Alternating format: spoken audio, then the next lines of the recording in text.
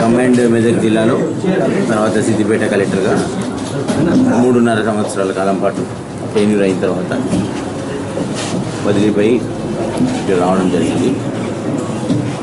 సిరిసిల్ల జిల్లాలో ఉన్న అభివృద్ధి కార్యక్రమాలను ముందుకు తీసుకుపోవడానికి జిల్లా ప్రజలు,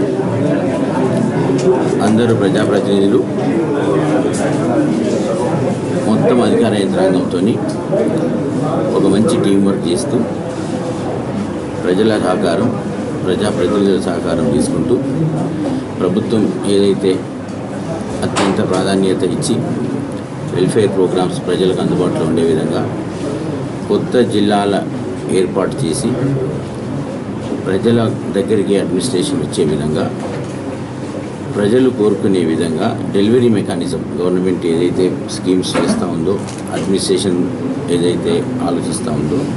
ప్రజలకు ఇంకా అందుబాటులో ఉండే విధంగా నూతన జిల్లాలు ఏర్పాటు చేసిన దరిమిలా అందరి సహకారంతో జిల్లాని అభివృద్ధి బాటలో ఉంచడానికి మన జిల్లా మంత్రివర్యులు, శాసనసభ్యులు, శాసనమండలి సభ్యులు, ఎంపీస్, అలాగే ముఖ్యమంత్రి ఆదేశాలు ఎప్పటికప్పుడు చూసుకుంటూ జిల్లాని ముందుబాటులో ఉంచే విధంగా అధికార బృందంతో ప్రజల సహకారంతో ముందుకెళ్తాం.